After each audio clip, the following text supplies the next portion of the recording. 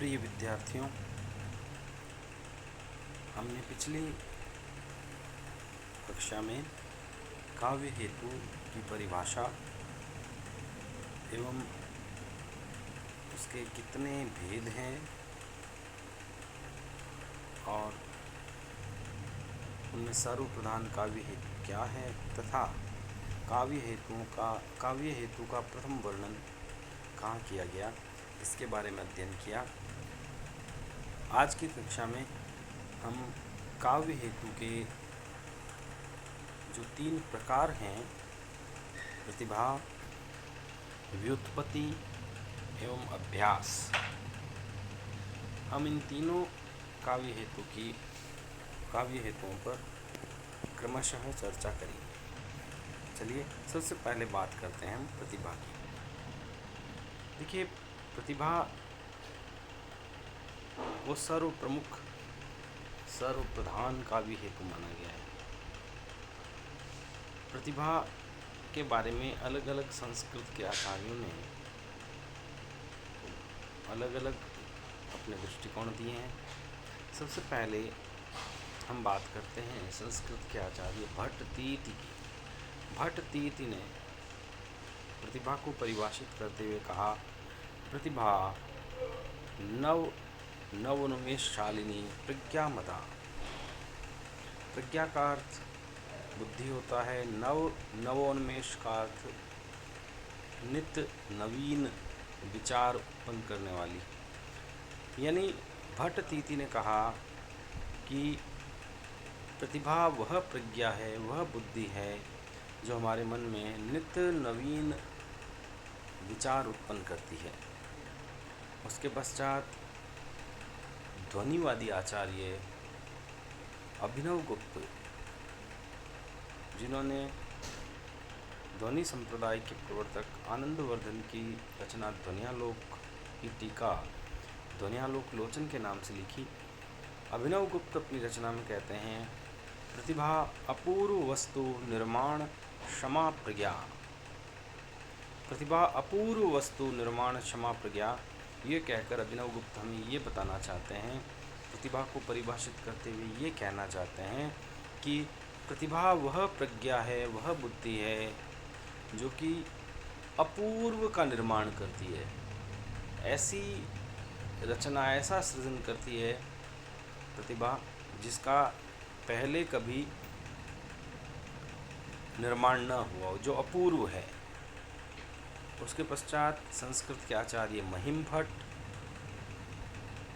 प्रतिभा को परिभाषित करते हुए कहते हैं, प्रतिभा कवि का तीसरा नेत्र है जो कि भावों से परिचय करवाता है। प्रतिभा को कवि का तीसरा नेत्र, 2 आँखें सबकी होती है, लेकिन कवि की एक तीसरी आँख होती है जिसे प्रतिभा की संज्ञा से रूपायित किया महिम भट्ट ने। और ये कई बार पूछा भी जाता है कि प्रतिभा को कवि का तीसरा नेत्र किसने बताया? महिम भट्ट ने बताया। उसके बाद में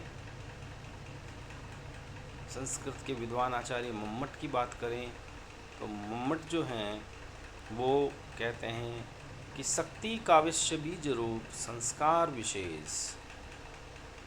यानी वो शक्ति शब्द से प्रतिभा को रूपायित करते हैं, शक्ति संज्ञा देते हैं प्रतिभा को, प्रतिभा का अन्य नाम शक्ति बताते हैं। प्रतिभा को शक्ति कहने वाले आचार्य मम्मट हैं। ये कहते हैं कि ये कवि की शक्ति है जो कि काव्य के बीज को अंकुरित करती है, बीज को संस्कारित करती है, जिससे कविता पुष्पित पल्लवित होती है। हमारे हिंदी के आचार्य नगेंद्र कहते हैं, प्रतिभा असाधारण कोटि की मेधा है। मेधा अर्थात बुद्धि, असाधारण, जिसको उन्होंने नगेंद्र ने असाधारण कहा है, जिसको नीरस वातावरण अच्छे नहीं लगते। यानी प्रतिभा को नीरस वातावरण अच्छे नहीं लगते, वह असाधारणता में खुलकर खेलती है। तो प्रतिभा को असाधारण कोटि की बुद्धि बताने वाले और प्रतिभा को नीरस वातावरण अच्छा नहीं लगता, ये कहने वाले आचार्य हमारे हिंदी के थे नगेंद्र। उसके बाद में पंडित राज जगन्नाथ ने तो प्रतिभा को ही एकमात्र काव्य हेतु कहा। उन्होंने कहा कि व्युत्पत्ति और अभ्यास बली न हो, लेकिन प्रतिभा के बल पर कोई कवि कविता कर सकता है। लेकिन ये बात तर्कसंगत नहीं है, माना नहीं गया। केवल प्रतिभा के आधार पर काव्य रचना नहीं हो सकती। कवि को सांसारिक एवं शास्त्रीय व्युत्पत्ति का तथा अभ्यास नामक काव्य हेतु को भी अपनाना पड़ता है, जिसके बल पर वह उत्कृष्ट एवं श्रेष्ठ काव्य का सृजन करता है।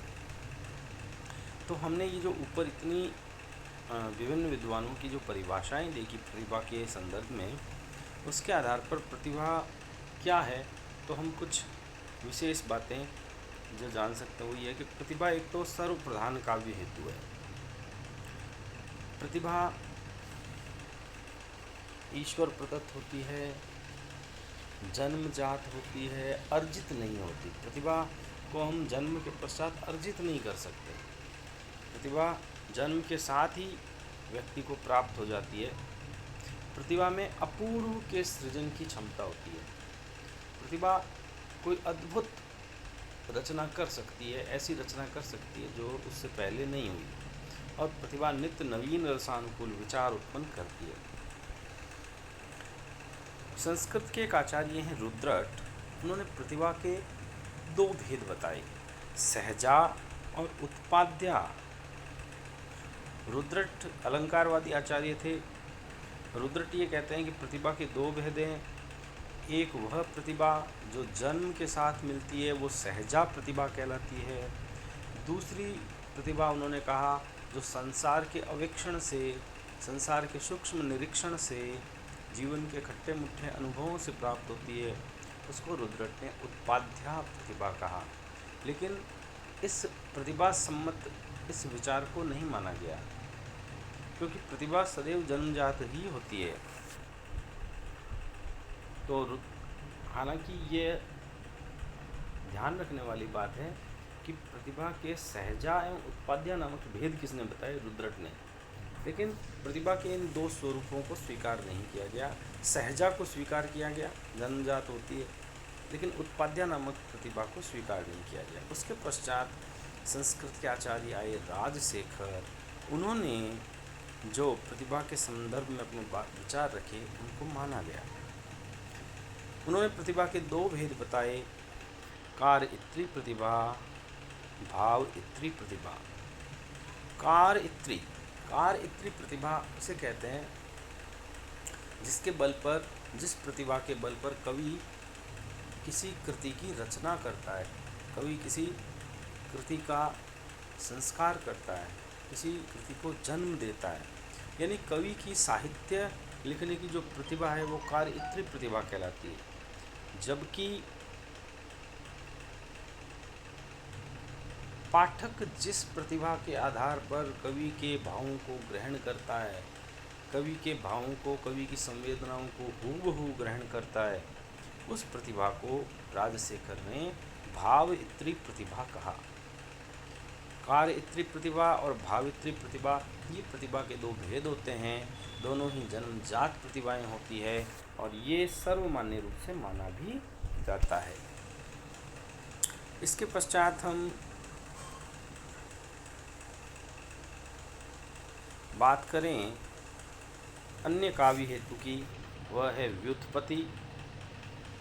व्युत्पत्ति का वैसे हम प्रारंभ में पिछली कक्षा में बात कर चुके हैं कि व्युत्पत्ति का सामान्य अर्थ होता है शब्द रचना का ज्ञान।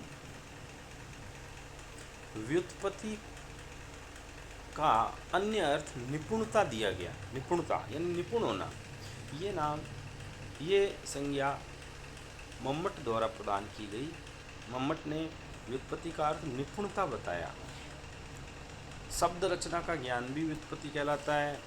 व्युत्पत्ति को निपुणता, पांडित्य, विद्वता के नाम से भी जाना जाता है। मम्मट कहते हैं कि ये निपुणता चराचर जगत के अवेक्षण एवं कृतियों के अध्ययन से प्राप्त होती है। किसी भी कवि को, साहित्यकार को व्युत्पत्ति कैसे प्राप्त होती है, निपुणता कैसे प्राप्त होती है? दो बातों से। चराचर जगत के अवेक्षण, यानी जो ये संसार है इसमें चर और अचर जितना भी संसार है उसका जब कवि सूक्ष्म अवेक्षण करता है, वो मौसमों को जानता है, वो ऋतुओं को जानता है, वो वनस्पतियों को पहचानता है, वो घटना को समय और काल और देश की परिस्थिति के अनुसार पहचानता है, इसको हम कहते हैं चराचर जगत का अवेक्षण। एवं कृतियों का अध्ययन, विभिन्न विद्वानों की कृतियों का अध्ययन भी व्युत्पत्ति को उत्पन्न करता है, निपुणता को उत्पन्न करता है। यानी व्युत्पत्ति दो प्रकार से प्राप्त होती है, एक तो इस संसार के अवेक्षण से और दूसरी विभिन्न ग्रंथों के अध्ययन से। तो ये हम प्रारंभ में बात कर चुके हैं कि व्युत्पत्ति दो प्रकार की होती है, एक लौकिक व्युत्पत्ति और एक शास्त्रीय व्युत्पत्ति। विभिन्न ग्रंथों, कृतियों, पुस्तकों के अध्ययन से जो व्युत्पत्ति प्राप्त होती है उसे हम शास्त्रीय व्युत्पत्ति कहते हैं, और संसार के अवेक्षण से, सूक्ष्म निरीक्षण से, खट्टे मीठे अनुभवों से जो व्युत्पत्ति प्राप्त होती है वह सांसारिक या लौकिक व्युत्पत्ति कहलाती है। शास्त्रीय एवं लौकिक व्युत्पत्ति से कविता संप्रेषणीय होती है, संतुलित होती है, प्रभावी होती है और उसमें अनुशासन आता है। ये यदि व्युत्पत्ति नहीं है, मान लीजिए किसी साहित्यकार को केवल शास्त्रों का ज्ञान है, तो शास्त्रों के ज्ञान के आधार पर वो कविता लिख सकता है, लेकिन उसे जब तक लौकिक व्युत्पत्ति नहीं है तो हो सकता है कि वह किसी मरुस्थल का वर्णन करते हुए वहाँ पर केसर की खेती का वर्णन दिखा दे, जबकि केसर की खेती मरुस्थल में नहीं होती। तो लौकिक व्युत्पत्ति के आधार पर ही कवि जो है मरुस्थल में मरुस्थलीय पादपों का तथा बर्फीले इलाकों में वहाँ की वनस्पति का वर्णन अपनी लौकिक व्युत्पत्ति के आधार पर करता है। तो सारांश में ये कहना चाहूँगा कि व्युत्पत्ति कवि के भीतर दोनों प्रकार की समुचित या संतुलित होनी चाहिए, उसे लौकिक एवं शास्त्रीय व्युत्पत्ति का पूरा ज्ञान होना चाहिए। और अंतिम काव्य हेतु की बात करें वह है अभ्यास, तीसरा और अंतिम काव्य हेतु। हालांकि संस्कृत के आचार्य दंडी ने अभ्यास को ही प्रमुख काव्य हेतु माना। सर्वप्रधान सर्वमान्य रूप से काव्य हेतु प्रतिभा माना जाता है, लेकिन दंडी ने कहा अभ्यास प्रमुख काव्य हेतु है और उसके बल पर कोई मूर्ख व्यक्ति भी एक उच्च कोटि का साहित्यकार बन सकता है। ये बात जो है मानी नहीं गई, इसको मान्यता नहीं मिली, क्योंकि केवल अभ्यास के बल पर प्रतिभा के अभाव में कोई भी साहित्यकार उच्च कोटि का कवि या साहित्यकार नहीं बन सकता। वामन ने अभ्यास के संदर्भ में कहा अभ्यासो ही कर्मसु कौशलम भावयति, कि अभ्यास के कर्म से भावों को संप्रेषित करने में कुशलता प्राप्त होती है। हाँ, अभ्यास आवश्यक अवश्य है। वृंद ने कहा भी है करत करत अभ्यास के जड़मति होत सुजान, रसरी आवत जावत ते शिल्प पड़े निशान।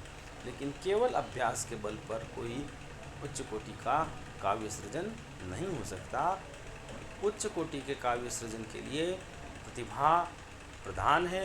प्रतिभा का अभाव होने पर उच्च कोटि का साहित्य सृजित नहीं हो सकता। तो प्रतिभा तो आवश्यक है ही, लेकिन प्रतिभा के साथ साथ कवि को शास्त्रीय एवं लौकिक व्युत्पत्ति का ज्ञान होना चाहिए एवं निरंतर अभ्यासशील होना चाहिए, तभी साहित्य उच्च कोटि का सृजन किया जा सकेगा। धन्यवाद।